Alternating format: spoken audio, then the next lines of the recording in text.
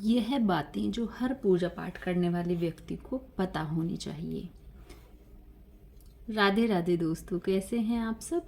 I hope कि आप सब अच्छे होंगे। दोस्तों, वीडियो शुरू करने से पहले मैं आप सभी से रिक्वेस्ट करूंगी कि मेरी वीडियो को लाइक करें, ज़्यादा से ज़्यादा शेयर करें, और अगर आप मेरे चैनल पर न्यू हैं तो मेरे चैनल को ज़रूर से ज़रूर सब्सक्राइब करें। तो दोस्तों, कुछ बातें हमें अपनी पूजा में ज़रूर शामिल कर लेनी चाहिए और हमें इन बातों का रखना चाहिए ध्यान। शास्त्रों में बांस की लकड़ी जलाना मना है, फिर भी लोग अगरबत्ती जलाते हैं। यह बांस की बनी होती है। अगरबत्ती जलाने से पितृदोष लगता है। शास्त्रों में पूजन विधान में कहीं भी अगरबत्ती का उल्लेख नहीं मिलता। सब जगह धूप ही लिखा हुआ मिलता है। अगरबत्ती केमिकल से बनाई जाती है। भला केमिकल या बांस जलने से भगवान खुश कैसे होंगे। पूजा साधना करते समय बहुत सी ऐसी बातें हैं जिन पर सामान्यतः हमारा ध्यान नहीं जाता, लेकिन पूजा साधना की दृष्टि से यह बातें बहुत ही महत्वपूर्ण हैं। गणेश जी को तुलसी का पत्र छोड़कर सब पत्र प्रिय हैं। भैरव की पूजा में तुलसी स्वीकार्य नहीं है। कंद का पुष्प शिव को माघ महीने को छोड़कर निषेध है। बिना स्नान किए जो तुलसी पत्र तोड़ता है उसे देवता स्वीकार नहीं करते। रविवार को दुर्वा नहीं तोड़नी चाहिए। केतकी पुष्प शिव को नहीं चढ़ाना चाहिए। केतकी पुष्प से कार्तिक माह में विष्णु की पूजा अवश्य करें। देवताओं के सामने प्रज्वलित दीप को बुझाना कभी भी नहीं चाहिए। दोस्तों, शालिग्राम का आवाहन और विसर्जन नहीं होता है। जो मूर्ति स्थापित हो उसमें आवाहन और विसर्जन नहीं होता। तुलसी पत्र को मध्याह्न के बाद ग्रहण ना करें। पूजा करते समय यदि गुरुदेव, ज्येष्ठ व्यक्ति या पूज्य व्यक्ति आ जाएं तो उठकर प्रणाम कर उनकी आज्ञा से शेष कर्म को समाप्त करें। मिट्टी की मूर्ति का आवाहन और विसर्जन होता है और अंत में शास्त्रीय विधि से गंगा प्रवाह भी किया जा सकता है। कमल को 5 रात, बिल्व पत्र को 10 रात और तुलसी को 11 रात बाद शुद्ध करके पूजन के कार्य में लिया जा सकता है। जैसे कि मैंने आपको पहले भी बताया है कि अगर आपको एकादशी के दिन तुलसी चढ़ानी होती है तो एक दिन पहले तोड़ लें और आप किसी भी छोटे से बर्तन में पानी करके और उसमें तुलसी को डिप करके रख दें तो तुलसी आपकी हरी भरी रहेगी। पंचामृत में यदि सब वस्तु प्राप्त ना हो सके तो केवल दूध से स्नान कराने मात्र से पंचामृत जन्य फल मिलता है। दोस्तों, शालिग्राम पर अक्षत कभी भी नहीं चढ़ता। लाल रंग मिश्रित चावल चढ़ाया जा सकता है। हाथ में धारण किए हुए पुष्प, तांबे के पात्र में चंदन और चरम पात्र में गंगाजल अपवित्र हो जाते हैं। पिघला हुआ घी और पतला चंदन नहीं चढ़ाना चाहिए। दीपक से दीपक जलाने से प्राणी दरिद्र और रोगी होता है। दक्षिणा मुख दीपक को न रखें। देवी के बाएं और दाहिने दीपक रखें। दीपक से अगरबत्ती जलाना भी दरिद्रता का कारण हो सकता है। द्वादशी, संक्रांति, रविवार, पाक्षांत और संध्या काल में तुलसी पत्र नहीं तोड़ने चाहिए। प्रतिदिन की पूजा में सफलता के लिए दक्षिणा अवश्य चढ़ाएं।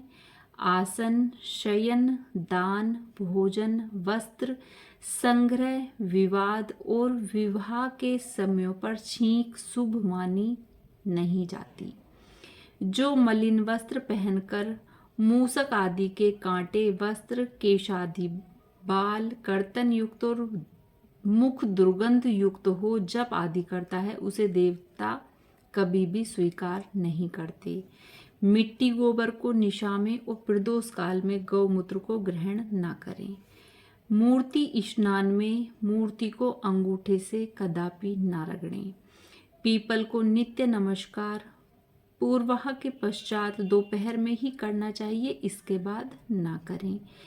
जहाँ अपूज्यों की पूजा होती है और विद्वानों का अनादर होता है, उस स्थान पर कभी भी ना जाएं, वहां पर मरण और भय उत्पन्न होता है। पौष मास की शुक्ल दशमी तिथि, चैत्र की शुक्ल पंचमी और श्रवण की पूर्णिमा तिथि को लक्ष्मी प्राप्ति के लिए लक्ष्मी का पूजन करें, बहुत ही शुभ माना जाता है। कृष्ण पक्ष में ऋतिका तिथि में श्रवणादि नक्षत्र में लक्ष्मी का पूजन नहीं करना चाहिए। दोस्तों, ये कुछ बातें ऐसी हैं जिनकी जानकारी आप सभी को होनी चाहिए, क्योंकि पूजा तो हम करते हैं और जैसे मैंने बताया है कि कुछ लोगों को जानकारी नहीं होती और वो रविवार को तो कहते हैं कि तुलसी माँ का नाम तक नहीं लेना चाहिए, तो हम तो उस दिन महारानी कहकर माँ का नाम लेते हैं। तो रविवार, एकादशी, इन दिनों में तुलसी ना तो तोड़ी जाती है और ना ही उनको जल चढ़ाया जाता है। तो ये जिनको जानकारी ना हो, ये वीडियो उनके लिए है। तो मैं आपको बता रही थी, अपराह काल में, रात्रि में, कृष्ण पक्ष में, द्वादशी तिथि में और अष्टमी को लक्ष्मी का पूजन प्रारंभ ना करें। मंडप के 9 भाग होते हैं, ये सब बराबर के होते हैं, अर्थात मंडप सब तरह से चतुरासन होता है, अर्थात टेढ़ा नहीं होता। जिस कुंड की श्रृंगार द्वारा रचना नहीं होती वह यजमान का नाश करता है। तो दोस्तों देखो, मैंने कितनी सारी बातें आपको इस वीडियो में बताई हैं। जैसे मैंने आपको पहले भी बताया है, जिन बातों की मुझे जानकारी होती है मैं चाहती हूँ कि उनकी जानकारी मैं आपको दूँ, और जिन बातों को मैं नहीं जानती या मुझे उनके बारे में जानकारी नहीं, वो मैं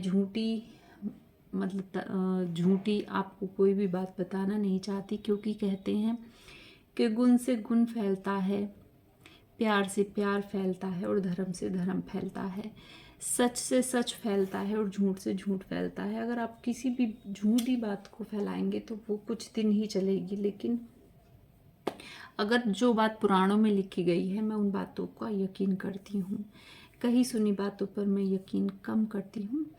तो दोस्तों ये थी थोड़ी सी जानकारी।